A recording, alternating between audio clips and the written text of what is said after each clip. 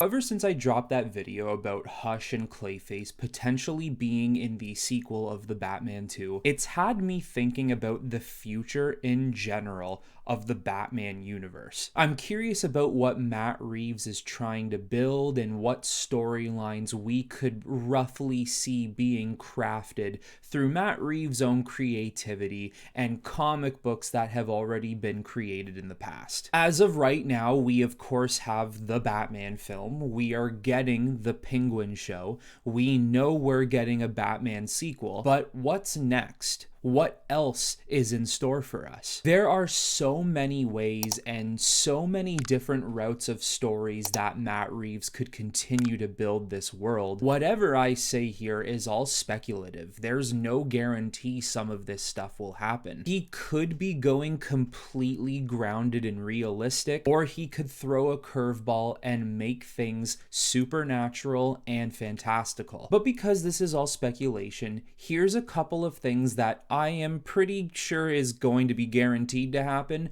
but some other things I think could, should, or I would like to see happen. First of all, you have a Batman trilogy. We are likely to be getting Batman 1, 2, and 3. The question is, will we get more than 3 films? Is there a chance that we maybe get 4, 5, or somehow even 6 movies? I don't know. I highly doubt it. 3 is a guarantee, but how many more will we get? The more Batman movies you get in this world, of course, opens the doors to so many more villains and storylines you can use instead of capping this thing off at 3 movies. Once again, I don't know if that is in the cards for Matt Reeves. I'm not sure how expansive he has really thought of this Batman world, other than a couple of the shows and 3 movies he'll probably be making. We'll have to see. With the Penguin show that we're going to be getting, this show I can only assume is going to help flesh out more about how corrupt this Gotham City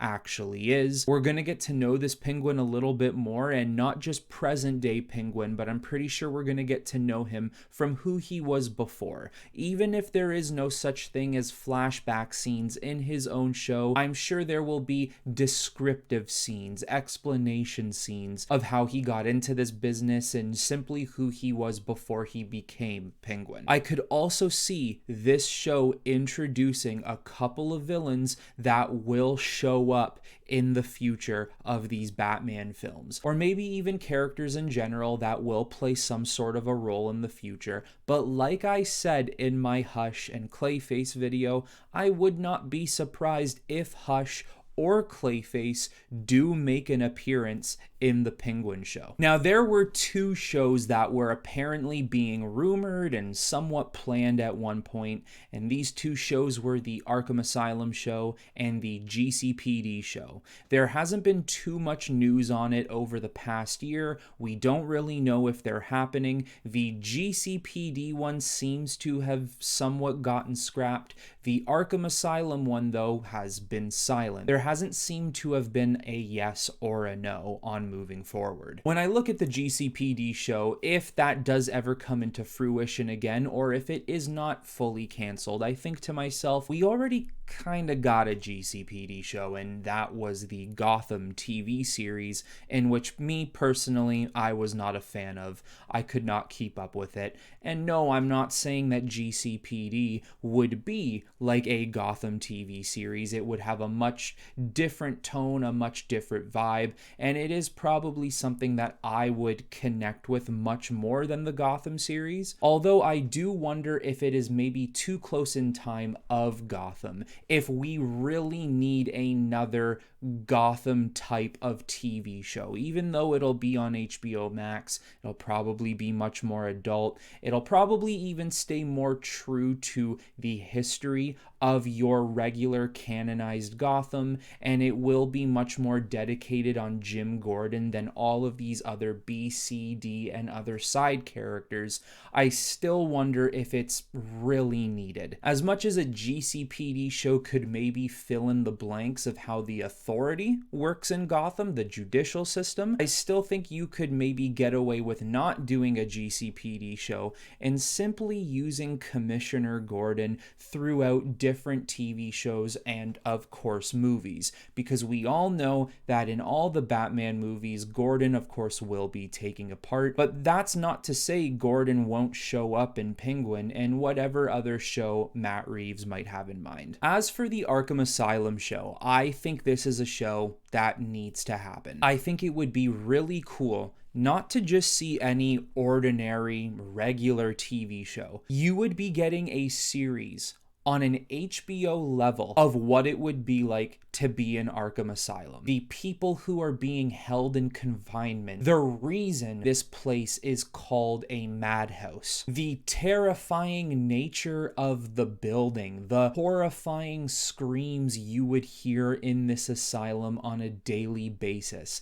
the eerie feeling you get when you walk around the hallways. And you would be able to get all this without needing to dumb it down for a PG-13 or 14 audience. You would be able to get away with a lot more. And of course, this all depends on how, when, and where it would take place. Maybe this is a little after the events of the first Batman film. Maybe you could get away with making this show a couple years in the future after Batman has already fought some of his rogues gallery. So instead of just Joker and Riddler in Asylum, you could potentially have Joker, Riddler, Hush, Clayface, Penguin, and whoever else. The main characters would be the villains. For once, it wouldn't just be about the villain being delivered into lockup and then the next time you see them is when they break out of their lockup. This time around, we would actually get to see them plan their escape attempt, or simply just how they pass the time in Arkham Asylum. We'd maybe get to see things such as how this world's Joker and this world's Riddler connect with one another and how they get along. We could see situations where Batman makes a cameo appearance and comes to the asylum to have a discussion with one of these villains. The same way Batman went to the asylum to talk with Joker in the first film to gain some information on how to track down the Riddler character, he could do that same thing with other inmates in the future. Done properly, in a world like this in which Matt Reeves is creating, it could show all of us the terrifying hellscape Arkham Asylum actually is. Another project I think they should work on in this universe is a Catwoman project. Now, I'm not exactly sure where you would want to go with this. You could pull off a streaming service series, or you could even make them a movie. The only thing about making a Catwoman movie, even though we know it would be taking place in a successful Batman universe, you do have to wonder if some people would be reminded of the Halle Berry Catwoman movie. Then again, it's been so much time since then, maybe she is deserving of her own film once again. But regardless of what you do, this could be about what Catwoman has done after the first Batman, going to Bloodhaven and how she has spent her time. I could only imagine that in the Batman 2, Catwoman will be in it, but that's not to say that she's permanently coming back. Maybe she only comes back for a reason. Maybe she goes back to Bloodhaven. Maybe her job in that city isn't done. While Batman is in Gotham City, not only dealing with a lot of serial killer type characters, but potentially moving deeper into his rogues gallery, I thought it would be interesting if a Catwoman show or movie were to deal with one of her arch enemies. And an enemy she has had many times over in the comic books is Black Mask. And I think what you could do is you could develop a story in Bloodhaven where Black Mask is basically the Falcone or the Penguin, if you will, of Bloodhaven. And when Catwoman gets there, she basically gets roped into this huge gang war where she ends up needing to go against Roman Sionis. And I think in a story like that, you could even see Selina develop some sort of friendship and a care for a young Holly Robinson who one day becomes Catwoman herself. Even in the first film, we saw how Catwoman so strongly cared for her friend Anika. Is it really that crazy to think that she'd find a young girl in need in Bloodhaven and would take her under her wing and protect her? So basically, from Black Mask's point of view, Bloodhaven has been conquered. He now wants Gotham City. And I think a really interesting story you could turn this world into is the War Games storyline, a Batman storyline I really enjoyed. This would be a storyline that would throw Gotham into complete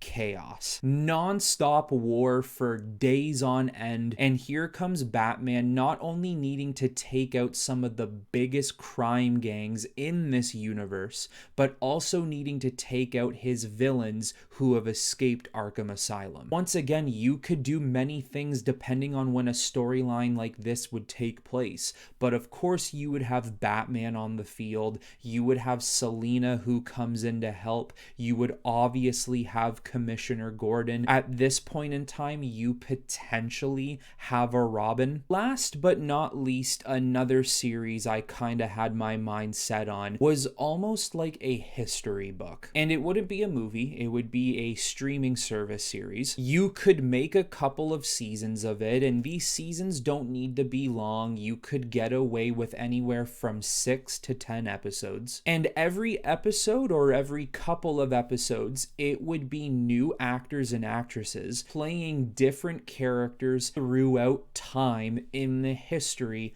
of Gotham City. So essentially what we would be able to see is maybe the very first generation Waynes coming to the land of Gotham, and you basically start to see over the centuries Gotham build into this rich, promising city. You start to see the city divide itself into different sections of people, how the Cobblepots move in and take their own section, where the Falcones come from. Other than finding the city, how the Waynes got so much power and continued to gain even more power, and so on. And then it leads you to the fact that over the past maybe 300 years of construction of Gotham City, there has also been a deep corruption. And this show teaches you how the Court of Owls in Matt Reeves' universe was created, and the fact that they have been running everything from underneath Gotham for so long. You could use the Court of Owls as a really big final event, a show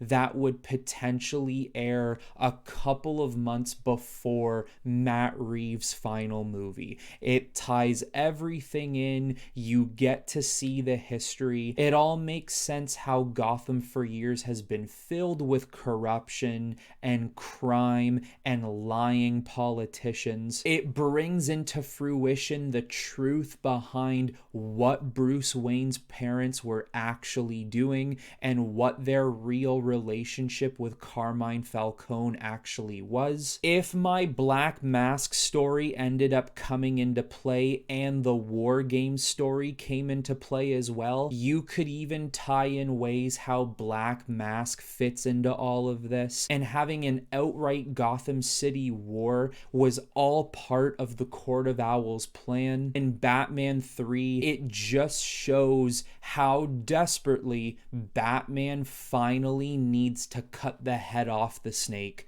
which is the Court of Owls. So there you go, everyone. Those are a couple of ideas I have for the Matt Reeves Batman universe. Some TV shows that have been announced, and maybe they will, maybe they won't get made, and some ideas of storylines I have that they could potentially make TV shows or movies out of it. So now, everyone, let me know in the comments down below if there are any projects you think they should work on, or if there are any specific stories you think they should implement into this universe. But that is all I have for you on this one, everyone, and just like usual, I will talk to you all very soon.